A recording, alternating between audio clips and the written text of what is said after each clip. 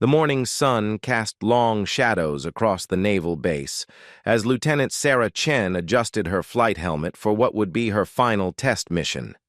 She had no idea that within hours, her life would change forever, or that the nickname whispered in the corridors would become legendary among the most elite warriors in the world. Sarah had always been different. Growing up in a small Oregon town, she was the girl who climbed the highest trees, who could spot a hawk circling from miles away, and who never backed down from a challenge. Her parents, both immigrants who worked double shifts to make ends meet, had taught her that excellence wasn't optional. It was survival.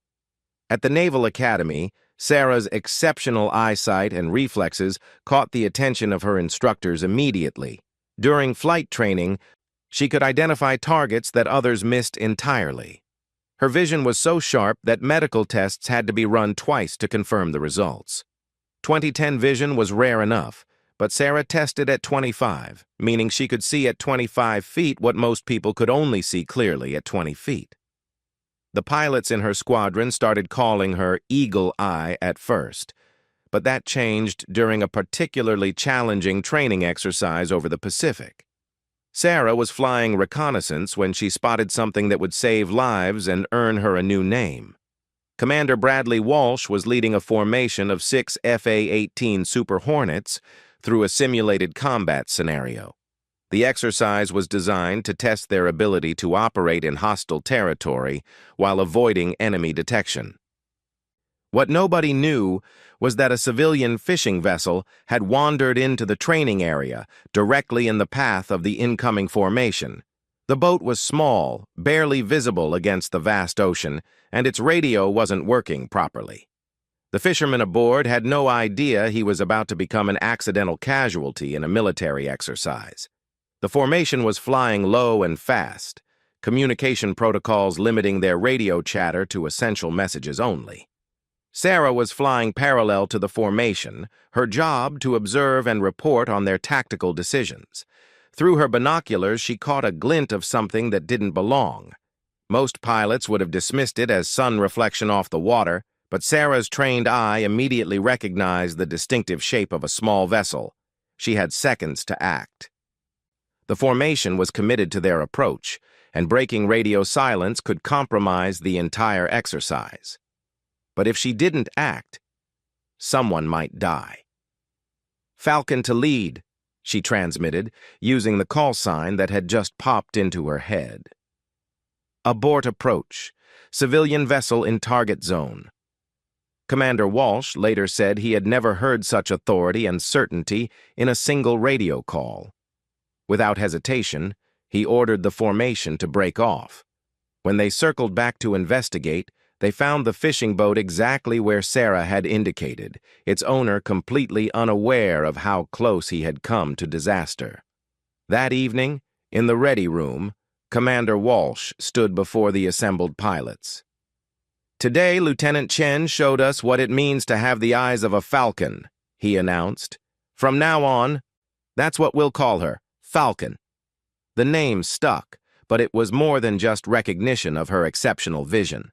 Sarah had demonstrated something that couldn't be taught in any classroom, the ability to make split-second decisions under pressure, to see what others missed, and to act with unwavering confidence when lives were on the line. As word of the incident spread through the base, Sarah found herself being watched by people she didn't recognize. Men in civilian clothes would observe her training sessions, taking notes and speaking in quiet conversations with her superior officers.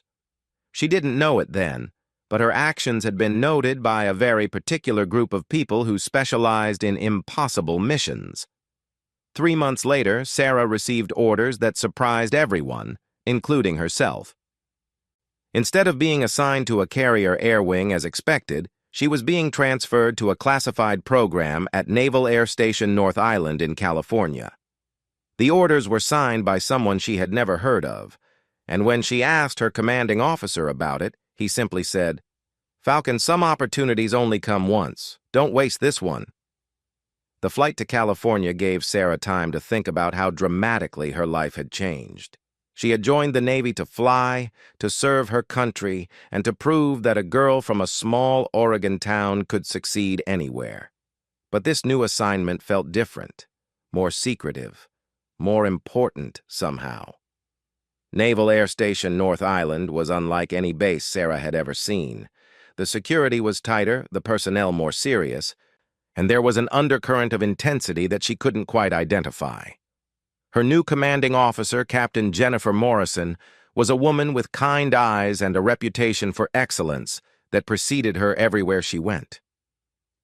"Lieutenant Chen," Captain Morrison said during their first meeting, "you're here because you see things others don't. That's valuable, but it's just the beginning of what we need from you."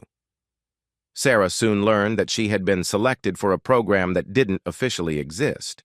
It was a joint operation between Naval Special Warfare and Naval Aviation, designed to provide unprecedented intelligence support to Special Operations Forces operating in hostile territory. The program, known only as Overwatch, required pilots who could operate alone, make instant decisions, and provide real-time intelligence to ground forces engaged in the most dangerous missions imaginable.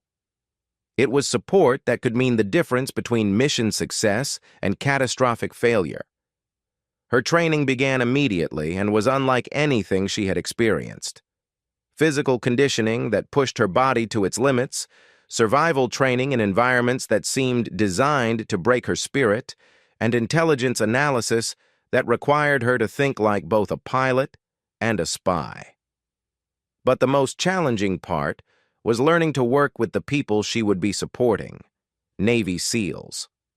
The first time Sarah met members of SEAL Team 6, she understood why the selection process had been so rigorous. These weren't just elite soldiers. They were a different breed entirely. Every movement was precise, every word measured, and every glance seemed to assess potential threats and advantages.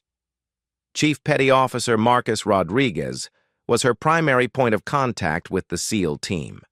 A compact man with intense dark eyes and scars that told stories he would never share, Rodriguez had 20 years of special operations experience and had seen every kind of support imaginable.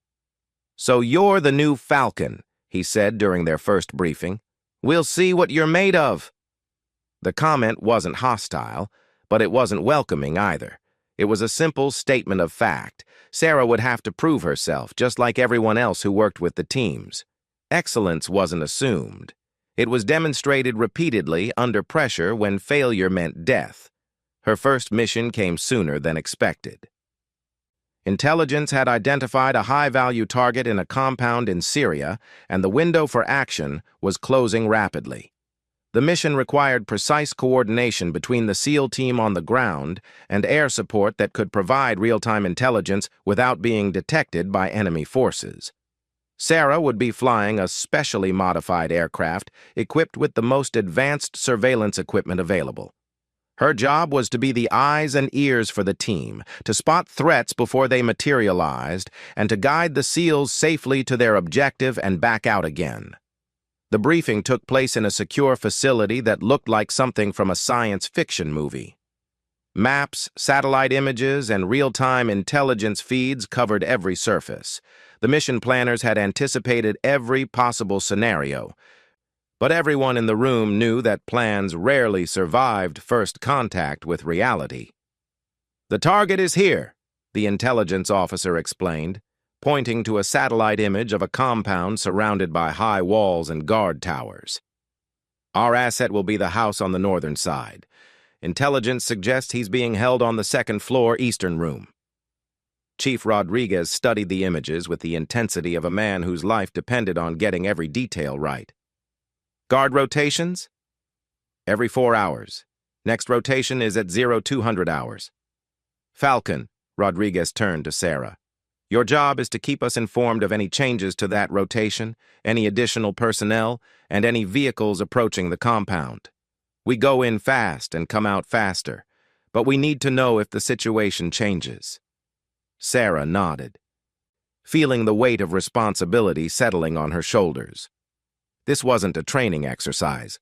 Real lives hung in the balance, and her ability to see and react quickly would determine whether everyone came home safely. The mission launched at midnight, with Sarah taking off 30 minutes before the SEAL team began their insertion. Flying alone through hostile airspace required a special kind of focus, the ability to compartmentalize fear and function at maximum efficiency despite the danger. As she approached the target area, Sarah began her surveillance pattern.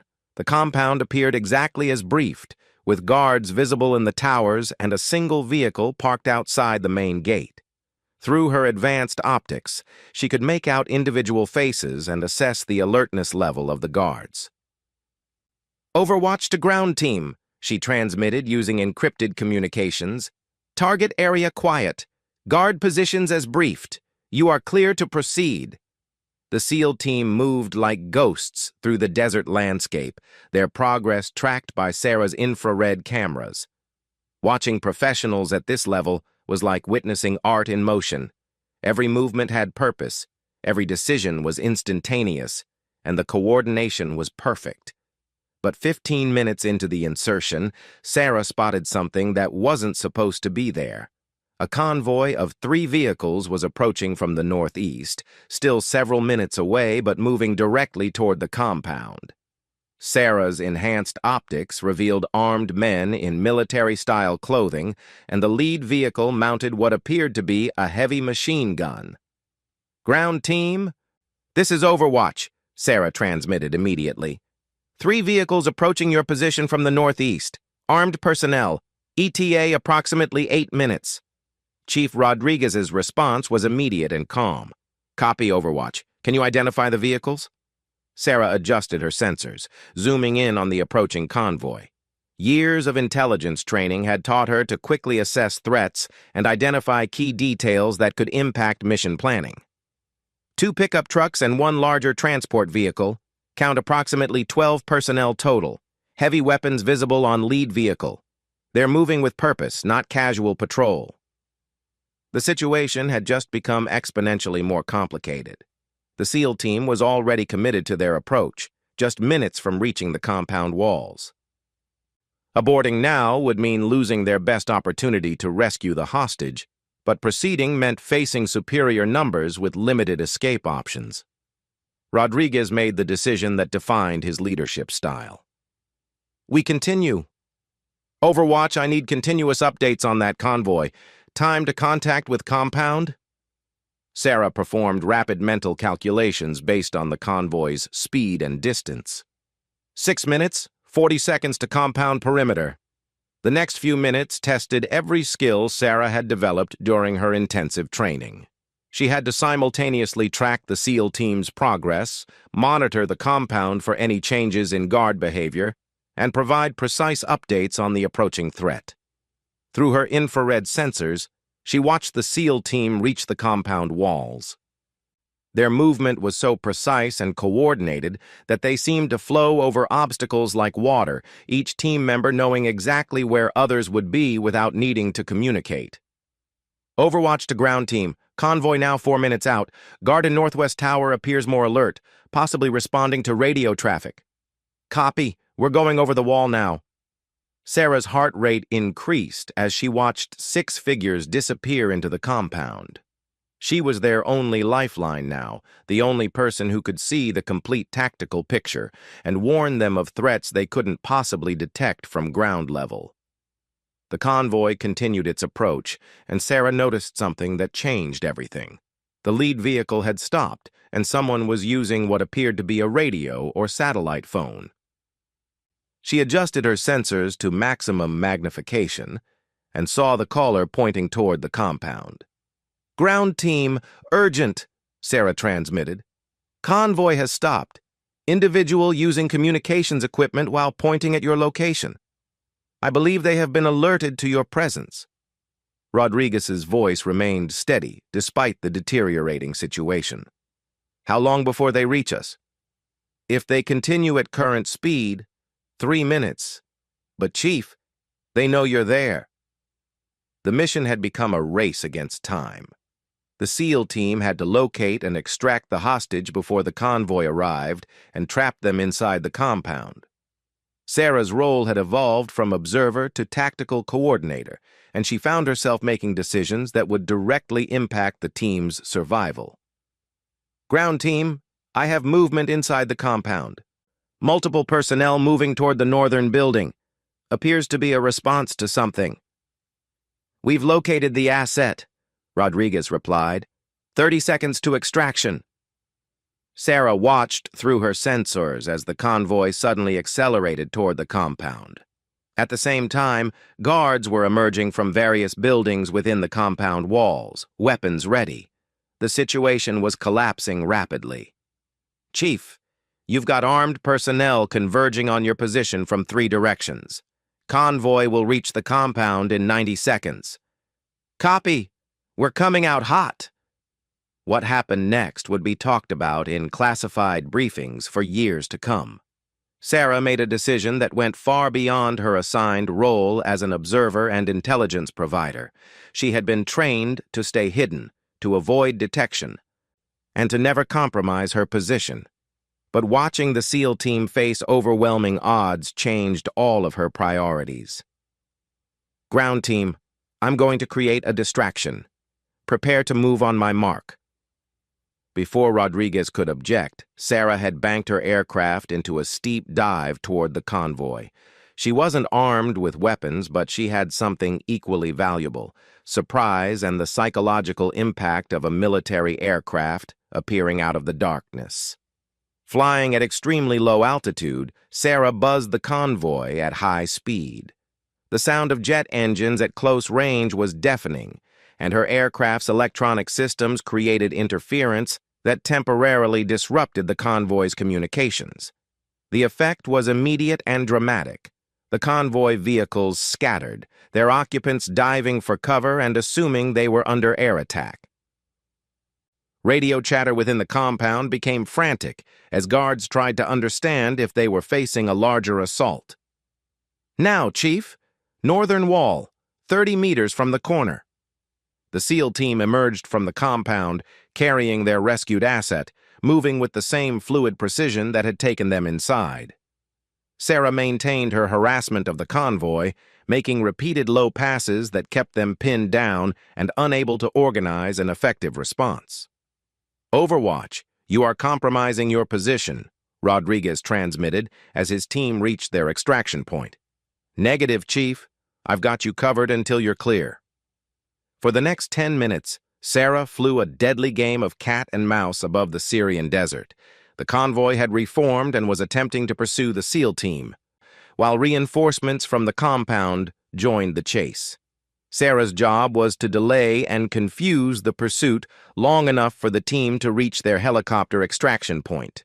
Using her aircraft's electronic warfare capabilities, she jammed radio communications and created false radar signatures that made it appear as if multiple aircraft were in the area.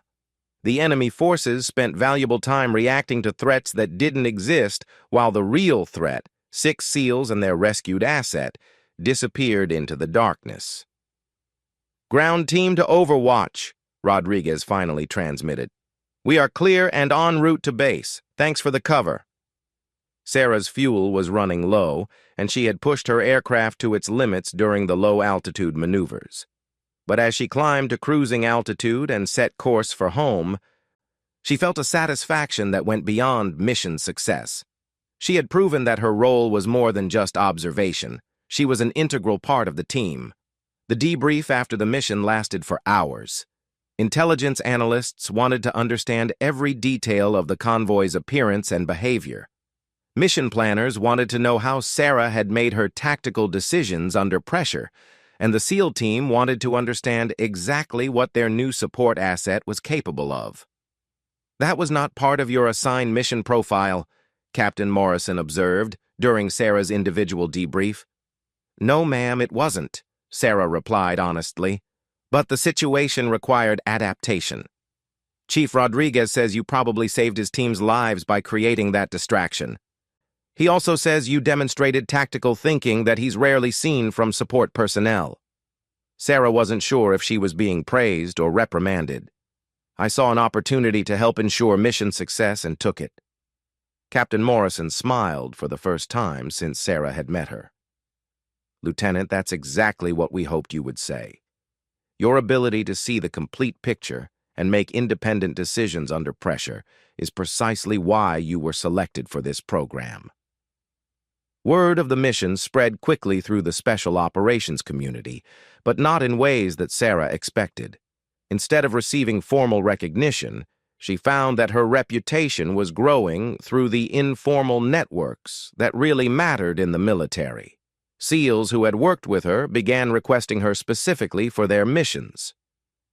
Chief Rodriguez became her strongest advocate within the teams. Falcon doesn't just watch, he would tell other team leaders. She thinks, she adapts, and she's got your back when everything goes wrong. Over the following months, Sarah supported 17 more missions across 4 different countries. Each operation was unique, presenting challenges that couldn't be anticipated in training. And each time, Sarah found new ways to use her exceptional abilities to ensure mission success.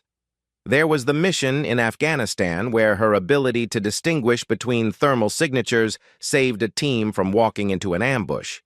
The operation in Somalia where her precise navigation guidance allowed a team to extract hostages during a sandstorm that had grounded other aircraft. And the counter-terrorism operation in Southeast Asia, where her real-time intelligence allowed a team to adapt their plan and capture a high-value target who had been moving between safe houses. But it was during a mission in Eastern Europe that Sarah's capabilities would be tested in ways she had never imagined, and where the SEAL teams would truly understand why she had earned the name Falcon. Intelligence had identified a weapons trafficking operation that was supplying advanced military equipment to terrorist organizations. The target was a warehouse complex in an industrial area outside a major city, and the mission was to gather evidence and disrupt the operation. What made this mission different was the urban environment and the presence of civilians. Unlike the remote compounds and desert locations where Sarah had previously operated, this target was surrounded by residential neighborhoods and busy commercial districts. The briefing revealed the complexity of the challenge they were facing. The target operates primarily at night, when most civilian activity has decreased, the intelligence officer explained. But we're still looking at a high-density population area with multiple potential complications. Sarah studied the satellite imagery and aerial photographs with new eyes. Urban operations required a completely different approach to surveillance and threat assessment. Instead of looking for vehicles approaching across open desert, she would need to identify threats hidden among normal city traffic and civilian activity. Falcon, Rodriguez addressed her during mission planning. We need to know about everything that moves within a 5-block radius of that warehouse. Police patrols, late-night deliveries, homeless individuals, anyone who might complicate our operation or pose a security risk. The mission launched at 2 in the morning local time, with Sarah beginning her surveillance pattern 40 minutes before the SEAL team's insertion. Flying over a major city at night was like looking down at a constellation of lights, each one representing human activity that could impact their operation. Through her sensors, Sarah began building a real-time picture of the area around the warehouse. She identified 2 police vehicles on routine patrol routes, a late-night delivery truck servicing a convenience store 3 blocks away, and what appeared to be a homeless encampment in an abandoned building across from the target. Overwatch to ground team. Target area shows normal nighttime activity. No immediate threats identified. The SEAL team began their approach through city streets, moving from shadow to shadow with the same precision they had demonstrated in remote locations. But urban environments presented unique challenges, and Sarah's role became even more critical. Ground team, police patrol vehicle turning onto your street from the north. Recommend you hold position for 30 seconds. Sarah watched the police car cruise slowly down the street, its occupants scanning for anything unusual. The SEAL team had melted into the shadows so completely that they seemed to disappear, and the patrol passed without incident. Clear to proceed. As the team reached the warehouse complex, Sarah noticed something that immediately raised her alert level. The building that intelligence had identified as likely abandoned was showing heat signatures consistent with human occupation. Ground team, be advised. Building across from target shows multiple heat signatures. Count 4 to 6 individuals, second floor, eastern side. Copy. Continue monitoring. The SEALs began their infiltration of the warehouse, and Sarah shifted her primary attention to the surrounding area. It was during this broader surveillance that she noticed a pattern that would change everything about the mission. Vehicles were arriving at predetermined locations around the warehouse complex in a coordinated pattern that suggested advanced planning and surveillance. Sarah recognized the signs of a counter-surveillance operation, the kind used by professional intelligence services and sophisticated criminal organizations. "Ground team, urgent," Sarah transmitted. "Multiple vehicles positioning around your location. This appears to be coordinated. I count 6 vehicles total, positioned to cover all exit routes." Chief Rodriguez's voice carried a new edge of concern. "How long have they been arriving?" Sarah reviewed her recorded surveillance data, her mind working rapidly to piece together the timeline. First vehicle arrived 8 minutes ago, positioned 2 blocks north. Second vehicle 3 minutes later, covering the eastern approach. The pattern suggests they knew we were coming. The mission had been compromised, but the SEAL team was already inside the warehouse and committed to their objectives. Extracting immediately would mean losing critical intelligence about the weapons trafficking network, but staying meant facing a trap that could result in casualties or capture. Rodriguez made the tactical decision to continue the mission while adapting to the new threat environment. "We proceed, but we need a new extraction plan. Falcon, I need options." This was the moment that would define Sarah's career and demonstrate why her unique abilities made her invaluable to special operations. While most people would see an impossible situation, Sarah's exceptional vision and tactical thinking allowed her to perceive opportunities that others would miss. She began analyzing the urban environment with the intensity of a chess master planning multiple moves ahead. Every building, every street, every vehicle became part of a complex puzzle that she needed to solve in real time.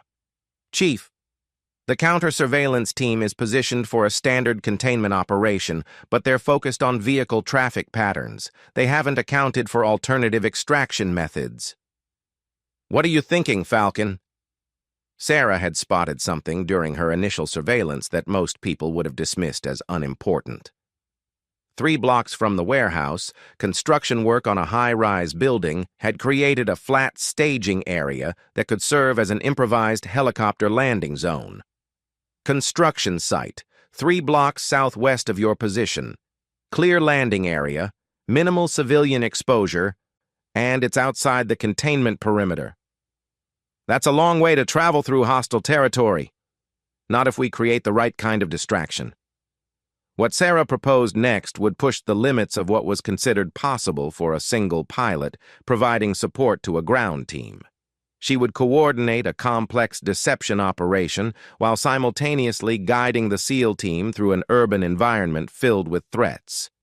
"I can create multiple diversions that will draw the counter-surveillance team away from your extraction route, but I need precise timing on your movement." The plan that emerged from the next few minutes of rapid coordination was ambitious beyond anything previously attempted. Sarah would use her aircraft's electronic warfare capabilities to simulate communications, suggesting that multiple teams were operating throughout the city. She would create false heat signatures using flares and electronic countermeasures, and she would time these diversions to draw enemy forces away from the SEAL team's escape route. "Ground team, are you ready to move?" "Affirmative. We have the intelligence we came for." Sarah began executing her deception plan with the precision of a conductor leading a symphony orchestra. Her first diversion targeted the Northern Containment Team, using electronic jamming to disrupt their communications while dropping flares that simulated the heat signature of personnel moving through a residential neighborhood. Overwatch to ground team. Northern team is moving to investigate. You have a clear corridor to the construction site. The SEAL team emerged from the warehouse and began moving through the city streets, with Sarah providing continuous updates on enemy positions and safe routes.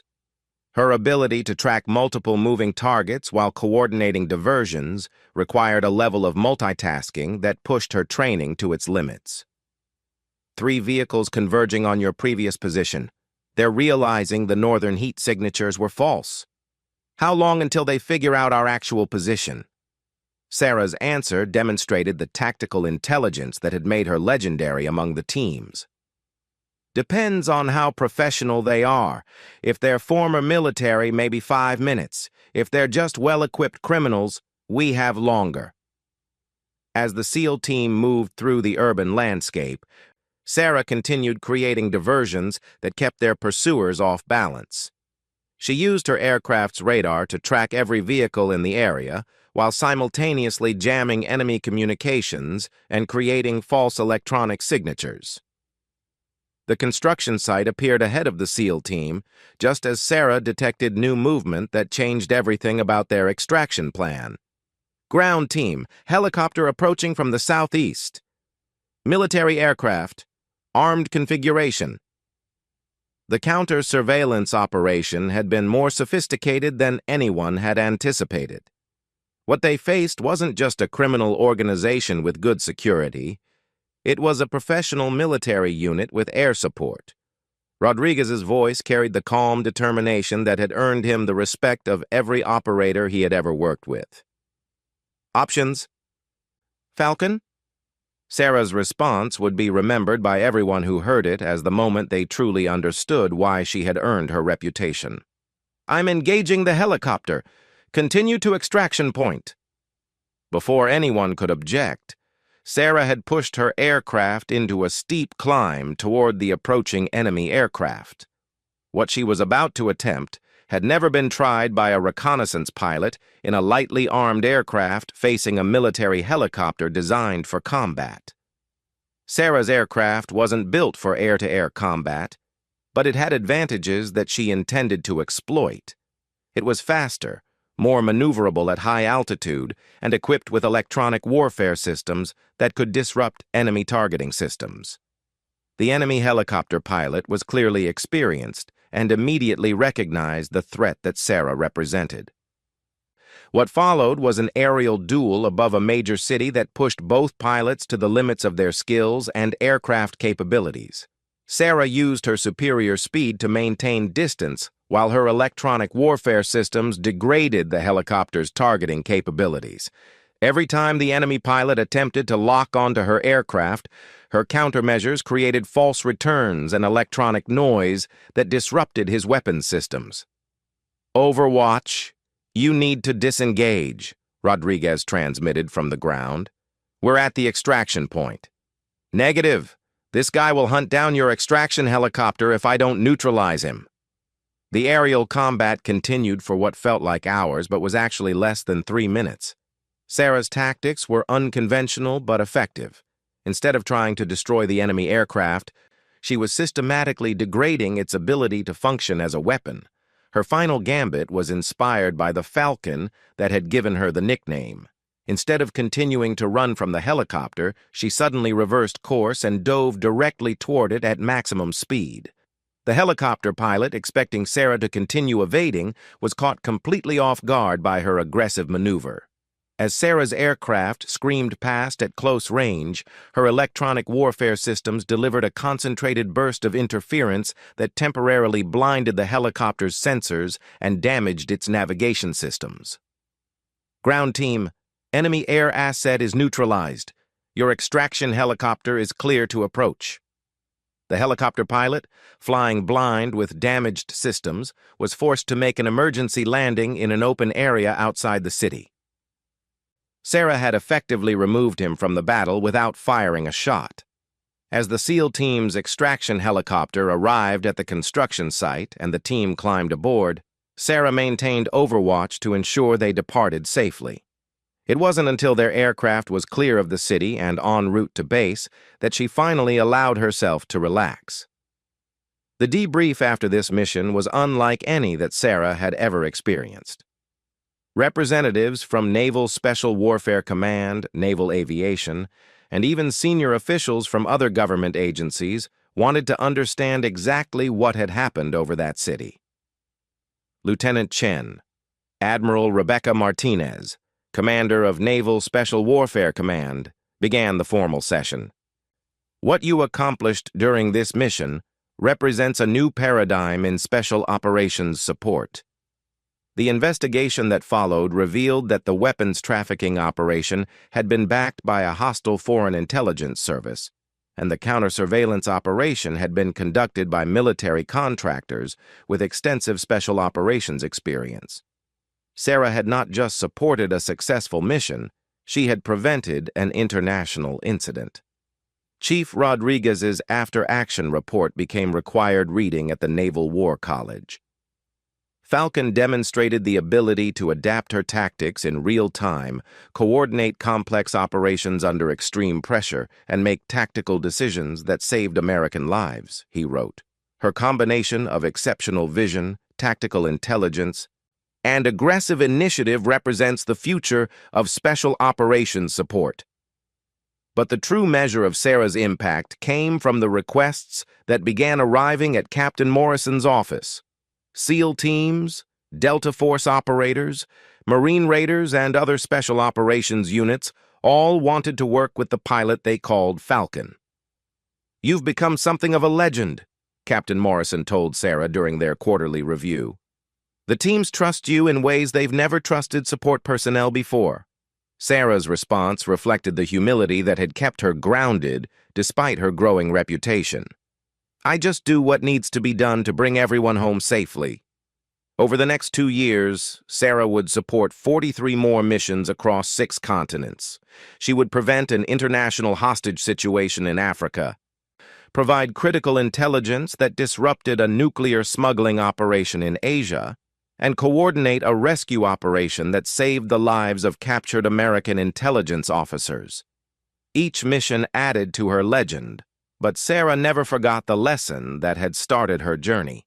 Excellence wasn't optional, it was survival. And for the men and women who operated in the shadows to protect their country, Sarah had become their guardian angel, watching from above with the eyes of a falcon. The nickname that had started as recognition of her exceptional vision had evolved into something much more significant. To the special operations community, Falcon represented more than just keen eyesight. It represented the combination of vision, intelligence, courage, and dedication that defined the very best of American military service. Years later, when Sarah had been promoted to commander and was training the next generation of special operations support pilots, she would tell them, "Anyone can learn to fly an aircraft. Anyone can learn to use surveillance equipment. But seeing what others miss and acting when action is required, that's something that comes from here," she would say, pointing to her heart, "not from here," pointing to her eyes. The program that Sarah had helped to develop became the gold standard for special operations aviation support. Pilots trained in her methods supported operations around the world, and the techniques she had pioneered saved countless lives in situations where conventional support would have failed. But to the SEALs, Rangers, and other special operators who had worked with her, Sarah would always be simply Falcon, the pilot who had redefined what it meant to have someone watching over you, who had proven that the right person in the right place at the right time could change the outcome of impossible situations. The morning sun cast long shadows across the training facility as Sarah watched a new class of pilots preparing for their first simulation exercises. They were eager, confident, and skilled. But they didn't yet understand that technical competence was just the beginning of what would be required of them. "Your job," she told them during their first briefing, "isn't just to observe and report. Your job is to be part of the team, to think ahead of the situation, and to ensure that everyone comes home safely. The men and women you'll be supporting are depending on you to see what they can't see and to act when action is required. One of the young pilots raised his hand. Commander, how do you know when to break protocol and take initiative? Sarah smiled, remembering the first time she had made that choice over the Syrian desert. When lives are on the line and you see an opportunity to make a difference, protocol becomes secondary to mission success. But, she added seriously, you have to be absolutely certain of your capabilities and completely committed to the consequences of your actions. As the sun climbed higher and the training exercises began, Sarah reflected on the journey that had brought her to this point. She had started as a girl from a small Oregon town who could climb high and see far. Through dedication, training, and the willingness to push beyond what others thought possible, she had become something that the military had never seen before, a guardian angel with the eyes of a falcon and the heart of a warrior. The nickname had stuck because it captured something essential about who Sarah Chen was and what she represented. In a world where precision, courage, and split-second decisions meant the difference between life and death, she had proven that the right person with the right skills could change everything. And in the quiet moments between missions, when she looked up at the sky and watched real falcons circling overhead, Sarah knew that she had found exactly where she belonged, watching over others, seeing what they couldn't see, and ensuring that America's finest warriors always had someone looking out for them from above.